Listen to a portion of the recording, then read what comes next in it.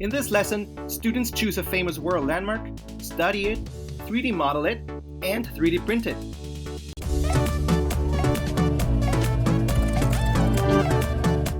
Hola, I am Dany Sánchez, creator of MiniWorld3D. MiniWorld3D is an online project for creating a free library of models of famous architecture from around the world that you can 3D print. More than 50 authors have contributed with models for almost 10 years now. Our main platform is printables.com, where you can find more than 200 models that are free to download. In addition to our free models, we want to create educational content. We have some short tutorials, and this is our first full lesson, aimed as a resource for teachers or for anyone who wants to follow it. Our lessons will also be on Prusa Education on printables.com. If you are an educator, you can request access to this free library of resources and lessons. Thank you, Prusa team. Let's begin with the lesson. This is the outline, and I will walk you through each one of these points. Feel free to pause, speed up, or slow down this video at any point so you can follow better. Ages. This is aimed for middle school and even early high school, 10 to 16. I first taught this to IB MYP Year 3, which is 8th grade. Subject: Design, Computer Lab, Social Studies, History, Geography, International Relations. Now on to the objectives. These are the ones that I have followed in the past and that I recommend, but you can of course tweak them according to your class, your students, etc. For example, if you have a history class, you can put a heavier focus on history. Some students will not like this lesson. Some will be very eager and excel. And lastly, some others may discover that they like and are very good at this and they didn't know before.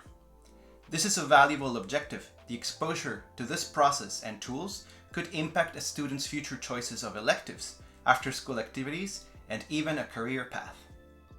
Complexity. This is easy in that it only needs basic tools and modeling. No post-processing of 3D prints, no electronics, no chemicals. This is a suggested time frame.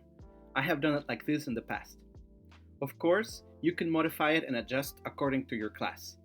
Your students may need to spend more time on certain areas than others.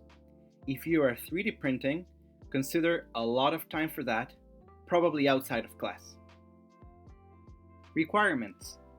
I used Tinkercad in the past, but you can use whatever software you're using in your class.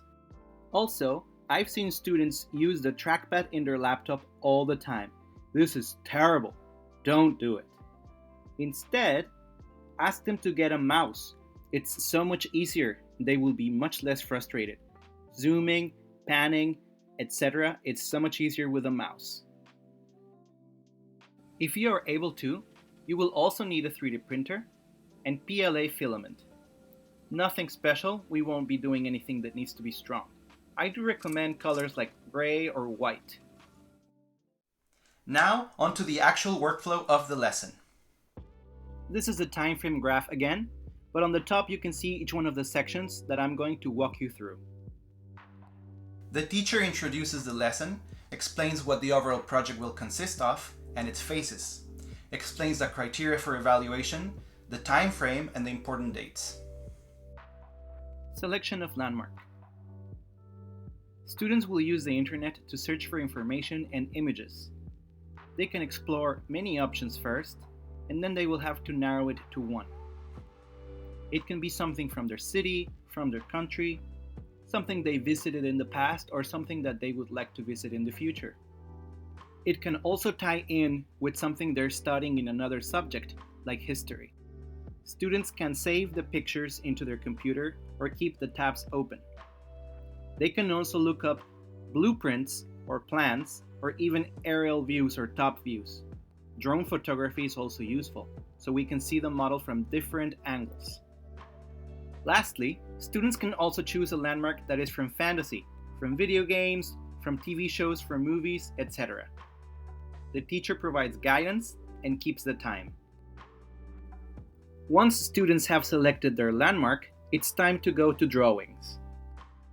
The teacher explains and gives examples of orthogonal views: front, top, side, even isometric, and cuts. This step is very important before going into the 3D software.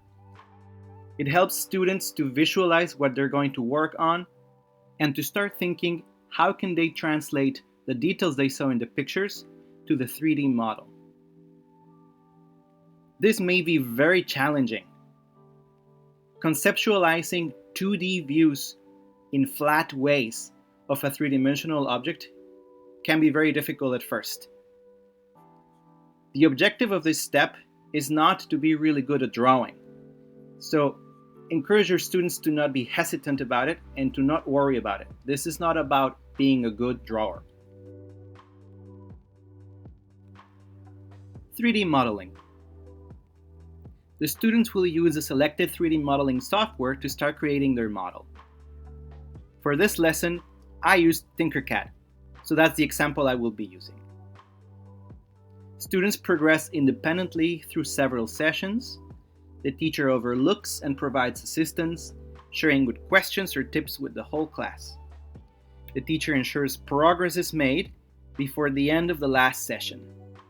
Students tend to be very perfectionist and may waste a lot of time in very small details. It's better to do the whole building first, not with a lot of details, and then if there's time, keep adding more. If someone finishes a model very well and within time, they can start a second one. Now, I will talk a little bit about Tinkercad and 3D modeling itself. First, I don't like the perspective view because it distorts the way we see things. Since we are dealing with isometric, it's better to see things in perfect 2D and flat. I use the right view, the top view, the front view a lot to align things perfectly. Using the perspective view and just eyeing it is really hard. This is much better. I create lots of simple bodies and then modify them slowly. Students have to figure out how can they use the basic geometric shapes to start combining them and creating their landmark. The image research they did before, as well as the drawing, helps them understand what details are key to make the landmark recognizable. As I said before, the use of a computer mouse is also really key here. It makes everything a lot easier. As you can see, I copy a bunch of the same body using Alt, and using the mouse is really helpful. I stretch, I move, I use the top view, I pan, I zoom in, I zoom out. All of this would be really difficult with a trackpad.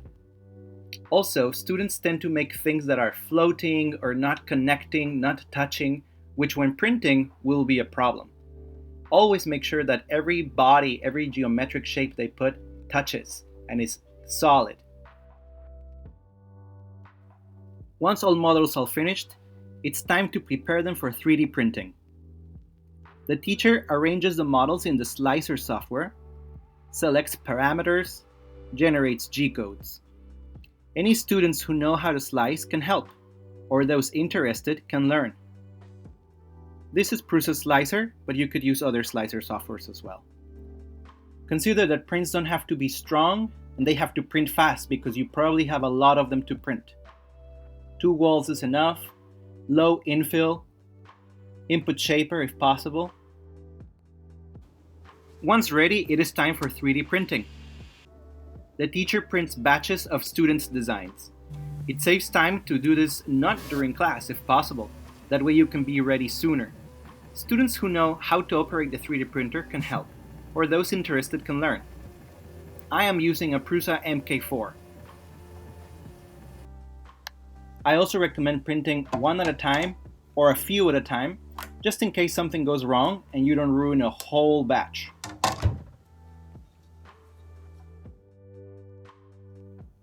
Conclusion and reflection. Students receive their printed model. They reflect on what went well, what could go better, what could be done differently, etc.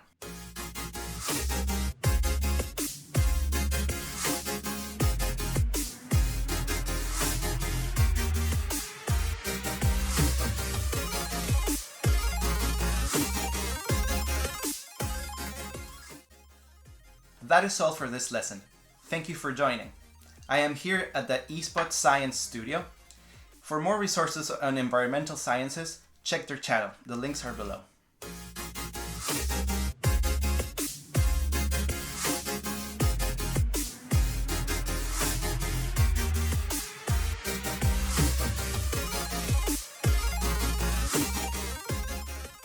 If you want to know more about MiniWorld, you can visit our Linktree.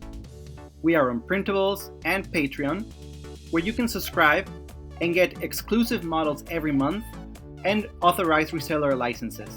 There are many ways you can support us. Thank you!